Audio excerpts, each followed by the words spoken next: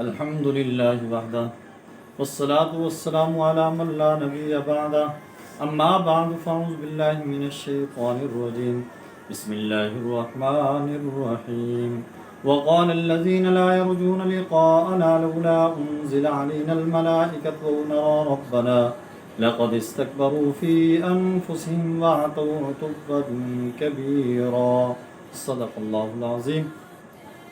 آج ہم 19ویں پارے کا خلاصہ بیان کریں گے۔ سورہ فرقان مکی صورت ہے، اس میں 77 آیتیں اور 6 رکوع ہیں۔ اس صورت کے پہلے 2 رکوع تو 18ویں پارے کے آخر کے اندر گزر چکے ہیں۔ اس صورت کی ابتدا قرآن کریم کے عظیم ذکر سے ہو رہی ہے، اس لیے اس صورت کا نام سورہ فرقان ہے، جس کے بارے میں مشرکین مکہ کے مختلف قسم کے اعتراضات وہ اٹھاتے تھے اور اس کی آیتوں کو جھٹلاتے تھے۔ ایک گروہ تو اسے قوموں کی قصے کہانیاں کہتا تھا، دوسرا گروہ قرآن کریم کو حضرت محمد صلی اللہ علیہ وسلم کی گھڑی ہوئی اور تخلیق کردہ بات کہتا تھا، جس میں اہل کتاب نے بھی آپ کے ساتھ تعاون کیا۔ تیسرے گروہ کے خیال میں یہ واضح جادو تھا۔ قرآن کریم کے بعد صاحب قرآن یعنی حضور علیہ السلام کا تذکرہ ہے۔ ضدی اور معاند لوگ آقا علیہ السلام کی تکذیب کرتے تھے۔ ان کا خیال تھا کہ رسول بشر نہیں بلکہ فرشتہ ہوتا ہے، اور اگر بالفرض انسانوں میں سے کسی کو نبوت اور رسالت ملے بھی تو وہ دنیاوی اعتبار سے خوشحال اور برسر آوردہ لوگوں کو ملتی ہے، کسی غریب اور یتیم کو تو ہرگز نہیں مل سکتی۔ اللہ تبارک و تعالیٰ نے ان کی خام خیالیوں اور باطل دعووں کی تردید واضح دلائل سے کی ہے۔ 19ویں پارے کا آغاز بھی مشرکوں کے دعوے، اعتراضات اور لایانی قسم کے مطالبات سے ہوتا ہے۔ مثال کے طور پہ وہ بعض اوقات یہ کہتے تھے، ہم پر فرشتے کیوں نہیں اتارے گئے، ایسا کیوں نہیں ہوتا کہ ہم اپنے پروردگار کو دیکھ لیں۔ اس کے جواب میں کہا گیا، فرشتوں کو یہ اس وقت دیکھ پائیں گے جب ان کی روحیں قبض کرنے کے لیے آئیں گے، اور جب یہ فرشتوں کو دیکھ لیں گے تو ان کے لیے کوئی خوشخبری نہیں ہوگی، چونکہ قبولیت اعمال کی بنیادی شرط یعنی یہ ایمان سے خالی ہیں، اس لیے قیامت کے دن ان کے اعمال بھی کسی کام نہیں آئیں گے، وہ خاک بن کر اڑ جائیں گے، اور وہ دن ان کے لیے بڑا سخت ثابت ہوگا۔ یہ ندامت کی وجہ سے اپنے ہاتھوں کو کاٹیں گے اور کہیں گے، اے کاش ہم نے پیغمبر کا رستہ اختیار کیا ہوتا۔ اس دن اللہ کا رسول حضور علیہ السلام کے حضور شکایت کریں گے، اے میرے رب، میری قوم نے قرآن کو چھوڑ دیا تھا۔ علامہ ابن قیم رحمۃ اللہ علیہ فرماتے ہیں، قرآن کو چھوڑنے کی کئی صورتیں ہیں۔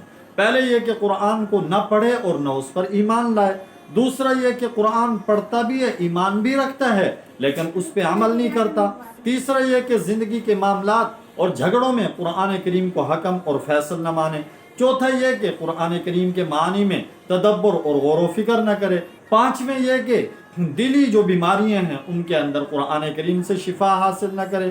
اگلی سطریں پڑھنے سے پہلے کچھ دیر کے لیے رک جائیے اور چند لمحوں کے لیے پہلے اپنے بارے میں اور پھر پوری امت کے بارے میں بے لاگ فیصلہ کیجئے۔ آج ہم کس کس انداز میں قرآن کریم کو چھوڑ چکے ہیں، یہ بھی سوچئے۔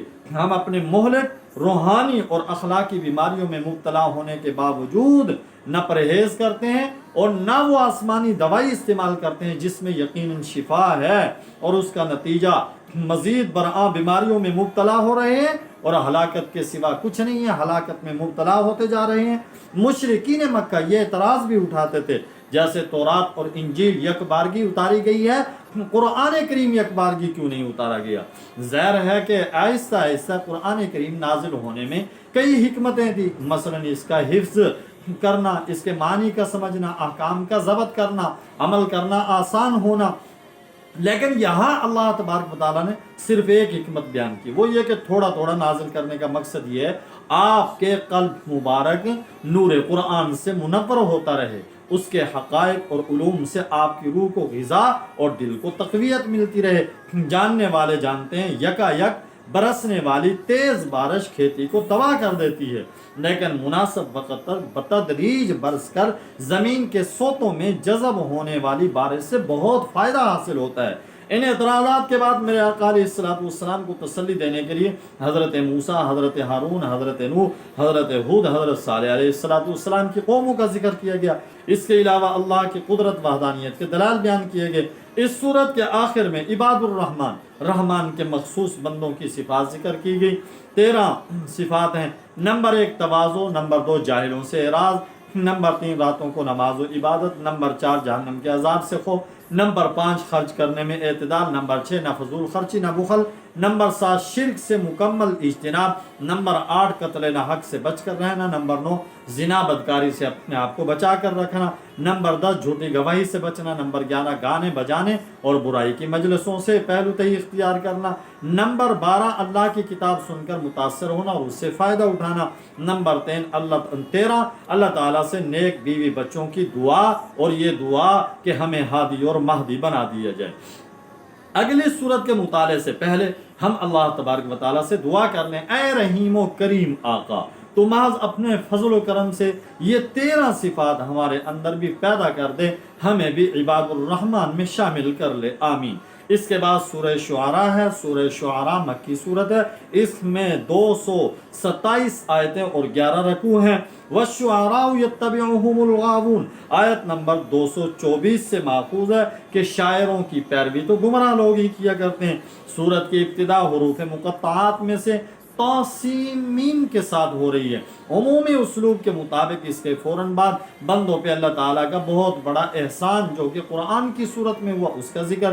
قرآن کے بارے میں ایک احساس ذمہ داری تو آقا رسول اکرم صلی اللہ علیہ وسلم کا تھا، جو اس کے علوم و معارف احکام بندوں تک پہنچانے میں اپنی جان کو ہلکان کیے ہوئے تھے۔ آپ کے دل میں انسانیت کی ہدایت کا درد تھا، جو لگتا تھا کہ آپ کی جان ہی لے لے گا۔ دوسرا رویہ مخالفوں کا تھا، جن کے سامنے نصیحت ہدایت کی جو بات بھی آتی اس سے اعراض کرنا وہ ضروری سمجھتے تھے۔ اس کے بعد اس سورہ شعراء میں متعدد انبیاء کرام علیہ السلام کے واقعے بیان کیے گئے۔ پہلا حضرت موسیٰ علیہ السلام کا واقعہ، انہیں اللہ تعالیٰ نے نبوت عطا کر کے فرعون کے پاس جانے کا حکم دیا۔ اب اللہ تعالیٰ کے حکم کی تعمیل میں خدائی کے اس جھوٹے دعوے دار کے دربار میں پہنچے۔ اس موقع پر فرعون اور موسیٰ علیہ السلام کے درمیان جو گفتگو ہوئی اس کی چند جھلکیاں اللہ تبارک و تعالیٰ نے سورہ شعراء میں ذکر کی۔ فرعون نے سب سے پہلے اپنے احسانات ذکر کیے کہ میں نے تمہاری تربیت کی۔ آپ نے فرمایا تمہیں احسان جتانے کا کیسے حق پہنچتا ہے جبکہ تم نے میری قوم کو غلام بنا رکھا ہے۔ اس نے قتل کا واقعہ یاد دلایا جو اتفاقاً موسیٰ علیہ السلام کے ہاتھوں ہو گیا تھا۔ آپ نے جواب دیا میں نے عمدن جان بوجھ کر قتل نہیں کیا تھا بلکہ غلطی اور خطا سے مجھ سے یہ فعل سرزد ہو گیا تھا۔ فرعون نے تکبر اور استہزار کے ساتھ مذاق کے ساتھ سوال کیا یہ رب العالمین کیا چیز ہے؟ آپ نے فرمایا رب العالمین وہ ہے جس نے زمین و آسمان کو پیدا کیا، ان دونوں میں اسی کا حکم چلتا ہے، تمہیں بھی اسی نے پیدا کیا، تمہارے آباء و اجداد کو بھی اسی نے پیدا کیا، وہی مشرق سے سورج کو طلوع کرتا ہے اور مغرب میں غروب کرتا ہے۔ فرعون اول تو بکواس کرتا رہا لیکن آپ نے رب العالمین کی تعریف اور تعارف تفصیل کے ساتھ ذکر کیا۔ پھر وہ دھمکیوں پہ اتر آیا، آپ نے اسے معجزہ دکھانے کی پیشکش کی۔ اس کے کہنے پہ آپ نے لاٹھی زمین پہ ڈالی جو بہت بڑا اژدہا بن گیا۔ ہاتھ کو کپڑے سے باہر نکالا تو وہ سورج کی طرح چمکنے لگا۔ اس کی چمک سے فرعون اور اس کے درباریوں کی آنکھیں چوندھی آ گئی۔ اس معجزے کو اس نے سحر اور جادو پہ معمول کیا۔ آپ کو نیچا دکھانے کے لیے مصر کے نامی گرامی جادوگروں کو جمع کیا۔ مصریوں کے سالانہ جشن عید کے دن ایک بڑے میدان میں لاکھوں کے مجمع کے سامنے مقابلہ شروع ہوا۔ جادوگروں کی ڈالی ہوئی رسیاں اور لاٹھیاں دوڑتے ہوئے سانپ محسوس ہونے لگے۔ حضرت موسیٰ علیہ السلام نے اپنی لاٹھی ڈالی، وہ سارے سانپوں کو ہڑپ کر گئی، نکل گئی، میدان صاف ہو گیا۔ جادوگر سمجھ گئے، فوراً رب العالمین کے سامنے سجدے میں گر گئے اور انہوں نے ایمان قبول کر لیا۔ فرعون کی مار دھاڑ کی دھمکیوں کے باوجود وہ ایمان پہ جمے رہے۔ حضرت موسیٰ علیہ السلام اللہ کے حکم سے بنی اسرائیل کو رات کی تاریکی میں مصر سے لے کر نکل گئے۔ صبح ہوئی تو فرعون نے لاکھوں کا لشکر لے کر پیچھا کیا، بالآخر دریا کے کنارے بنی اسرائیل کو جا لیا۔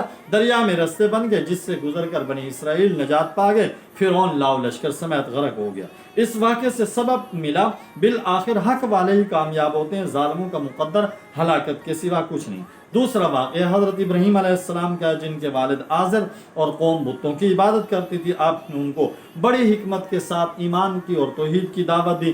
اس پر 5 دلائل اللہ تعالیٰ کی 5 صفات ذکر کی۔ وہ میرا خالق و ہادی ہے، وہ میرا رازق ہے، وہ بیماریوں سے شفا دیتا ہے، وہی موت دے گا، وہی زندہ کرے گا، وہ دنیا آخرت میں گناہ معاف کرنے والا ہے۔ ان 5 صفات کے مقابلے میں 5 دعائیں بھی کی جو کہ کمال ایمان اور صدق و یقین کی نشاندہی کرتی ہیں۔ اے اللہ مجھے فہم اور علم عطا فرما، لوگوں میں میرا اچھا ذکر جاری فرما، مجھے جنت میں جگہ عنایت فرما، میرے والد کو معاف فرما۔ یہ دعا اس وقت کی تھی جب والد کے کفر پر اصرار آپ کے سامنے نہیں آیا تھا۔ مجھے آخرت میں رسوا نہ کر۔ حضرت ابراہیم علیہ السلام کے واقعے سے ہمیں یہ سبق ملا، انسان کو ہر حال میں اللہ ہی کی طرف متوجہ ہونا چاہیے۔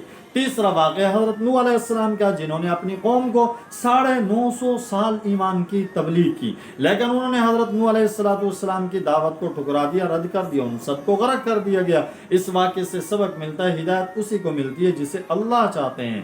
چوتھا واقعہ حضرت ہود علیہ السلام کا، یہ قوم عاد کے نبی تھے۔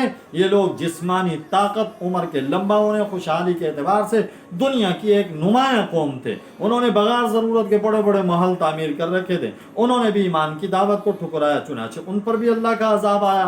اس قصے میں یہ نصیحت ملی، فضول خرچی، نمود و نمائش، بلا ضرورت تعمیرات اور تکبر کا انجام کبھی بھی اچھا نہیں ہوتا۔ پانچواں واقعہ حضرت صالح علیہ السلام کا، ان کی قوم کو مادی وسائل، رزق کی فراوانی، امن، تحفظ حاصل تھا، سرسبز باغات اور بارونق زمینوں میں آباد تھے، لیکن انہوں نے اللہ تعالیٰ کا شکر ادا نہ کیا، ان کو زلزلے کے ذریعے ہلاک کر دیا گیا۔ یہ سبق ملا، ہر ناشکری قوم کا انجام یہی ہوتا ہے۔ چھٹا واقعہ حضرت لوط علیہ السلام کا، جن کی قوم فسق و فجور، شہوت پرستی، بدکاری میں حد سے بڑھ گئی۔ وہ ایسا عمل کرتے تھے جو ان سے پہلے کسی نے نہیں کیا، جس سے جانور بھی نفرت کرتے ہیں۔ ان پر آسمان سے پتھروں کی بارش ہوئی، ان کا نام و نشان مٹ گیا۔ اللہ تعالیٰ دوسرے واقعوں کی طرح اس واقعے کے آخر میں فرماتے ہیں، بے شک اس میں نشانی ہے، اس میں اکثر ایمان والے، ان میں اکثر ایمان والے نہیں تھے۔ نشانی اور عبرت یہی ہے، نفسانی خواہشات کی تکمیل میں حد سے تجاوز کرنے والی قوم اور فرد کا انجام اچھا نہیں ہوتا۔ ساتواں واقعہ حضرت شعیب علیہ السلام کا، ان کی قوم کو اللہ تعالیٰ نے مختلف نعمتیں عطا کی۔ گھنے جنگلات تھے، ثمر بار باغات تھے، میٹھے پانی کے چشمے تھے، لیکن یہ قوم اللہ تعالیٰ کی نافرمانی میں مبتلا ہوئی۔ ان کے مختلف گناہوں میں سے ایک بڑا گناہ، وہ حقوق العباد کی ادائیگی میں ڈنڈی مارا کرتے تھے۔ سمجھانے کے باوجود باز نہ آئے تو اللہ نے ان کو عذاب دینے کا فیصلہ کیا۔ سخت گرمی کئی دن رہی، بادل چھا گئے، لوگ ٹھنڈک کے حصول کے لیے بادل کے نیچے جمع ہو گئے، بادلوں سے بجائے بارش کے آگ برسی، زمین پہ زلزلہ آیا، دیکھتے ہی دیکھتے کوئلہ بن کر رہ گئے۔ قوم شعیب علیہ السلام کے واقعے سے ہمیں یہ سبق ملتا ہے، حقوق العباد غصب کرنا یہ اللہ تعالیٰ کے عذاب اور غضب کو دعوت دینے والا عمل ہے۔ جیسے اس سورت کی ابتدا قرآن عظیم کے ذکر سے ہوئی، اسی طرح اس کے اختتام بھی قرآن کریم کے حوالے سے مشرکوں کے باطل اعتراضات کی تردید سے ہو رہا ہے۔ اس کے بعد 19ویں پارے میں سورہ نمل ہے۔ سورہ نمل مکی سورت ہے، اس میں 93 آیتیں اور 7 رکوع ہیں۔ نمل چونٹی کو کہتے ہیں، چونکہ اس سورت میں چونٹی کا ذکر ہوا ہے اس لیے اس سورت کا نام سورہ نمل ہے۔ سورہ نمل کی ایک خصوصیت یہ بھی ہے، یہ ان 3 سورتوں میں سے ہے جو جس ترتیب سے نازل ہوئی اسی ترتیب سے قرآن کریم میں موجود ہیں، یعنی سورہ شعراء، سورہ نمل اور اس کے بعد سورہ قصص۔ اس سورت نمل کا آغاز بھی حروف مقطعات میں سے تاسین سے ہو رہا ہے۔ حروف مقطعات والی دوسری سورتوں کی طرح اس کی ابتدا بھی قرآن کریم کی عظمت اور تعارف سے ہو رہی ہے۔ بتایا گیا یہ ان لوگوں کے لیے کتاب ہدایت ہے جو ایمان والے ہیں۔ اس کے بعد حضرت موسیٰ، حضرت صالح، حضرت لوط علیہ السلام کے واقعے، اجمالی طور پر حضرت داؤد اور ان کے بیٹے حضرت سلیمان علیہ السلام کا واقعہ قدر تفصیل سے بیان کیا گیا۔ حضرت سلیمان علیہ السلام کے لیے اللہ تعالیٰ نے انسانوں، جنوں، پرندوں کو مسخر کیا۔ وہ پرندوں کی زبان بھی جانتے تھے۔ ان کے جو حالات اللہ نے ذکر کیے ان کی چند جھلکیاں اس صورت میں۔ ایک دن حضرت سلیمان علیہ السلام کا گزر اپنے لشکر سمیت چونٹیوں کی وادی کے پاس سے ہوا۔ انہوں نے سنا ایک چونٹی دوسری چونٹیوں سے کہہ رہی تھی، جلدی سے اپنے بلوں میں داخل ہو جاؤ، کہیں حضرت سلیمان علیہ السلام اور ان کا لشکر بے خبری میں تمہیں روند نہ ڈالیں۔ آپ نے चोटी की बात सुन ली, मुस्कुराए, अल्लाह का शुक्र अदा किया कि तूने मुझे बहुत सी नेमतें अता की, जिनमें से एक नेमत परिंदों जानवरों की बोली भी समझना है। हजरत सुलेमान अलैहिस्सलाम के दरबार में मुस्तकिल हाजिरबाश परिंदों में से एक परिंदा हुदहुद भी था। उसने एक दिन आपको मलका सबा उसकी कौम के बारे में इत्तला दी। वो सूरज की इबादत करती है। आपने खत भेजकर मलका सबा को अपने दरबार में हाजिर होने के लिए कहा। मलका सबा को अपने मादी असबाब पे बड़ा ही नाज था, लेकिन जब उसने हजरत सुलेमान अलैहिस्सलाम के महल्लात और उनका जदीद तरीन सामान देखा तो उसे अपनी कुव्वत ताकत हेच महसूस होने लगी। चुनाचे उसने इस्लाम कबूल कर लिया। हजरत सुलेमान अलैहिस्सलाम के बाद इख्तिसार के साथ हजरत सालेह, हजरत लूत अलैहिस्सलाम का वाक़या अल्लाह ताला ने बयान किया। हजरत सालेह अलैहिस्सलाम ने कौम को ईमान की दावत दी तो कौम दो हिस्सों में तकसीम हो गई, एक मोमिन दूसरे काफिर। काफिरों में 9 लीडर किस्म के सरदार थे जिन्होंने आपस में कस्में खाकर ये तय किया हम रात को अचानक जाकर अल्लाह के नबी को कत्ल कर देंगे, लेकिन अपने इरादे को अमली जामा पहनाने से पहले ही वो अल्लाह के अजाब की लपेट में आ गए। उनका नाम लेने वाला भी कोई बाकी न रहा। हजरत सुलेमान अलैहिस्सलाम की कौम की आंखों के सामने ऐसा अंधेरा छाया, उनके दिल ऐसे तारीक हो गए, वो दुनिया की बदतरीन बदकारी को अच्छा समझने लगे। उनकी नज़र में वो शख्स मुजरिम ठहरता था जो बुराई से उन्हें मना करता और जो सर से पांव तक इस गुनाह की नजासत में गर्क होता उसे वो समझदार ख्याल करते थे। बिल्कुल वही सूरत थी जो आजकल हमें दरपेश है। नेकी की राह पे चलने वालों को ना मालूम क्या कुछ कहा जाता है, जबकि बुराई का साथ देने वालों को तरक्की पसंद और रोशन ख्याल समझा जाता है। जब मामला यहाँ तक पहुँच गया तो उनकी बस्तियों को उठाकर ऊपर ले जाकर जमीन पे पटक दिया गया और ऊपर से पत्थरों की बारिश बरसा दी गई। यूं वो दुनिया भर के लोगों के लिए इबरत का निशान बन गए। ये 19वें पारे का खुलासा था जो आप हजरात के सामने बयान हुआ। दुआ है कि अल्लाह रब्बुल इज़्ज़त हम सब को इन वाक़ों से जो इबरतें हैं वो हासिल करने की तौफीक नसीब फरमाए और कुरान करीम से अल्लाह रब्बुल इज़्ज़त सच्ची पक्की मोहब्बत नसीब फरमाए और कुरान करीम को हम सब के हक में सफारशी बनाए। व आखिरु दावाना अनिल हम्दुलिल्लाहि रब्बिल आलमीन।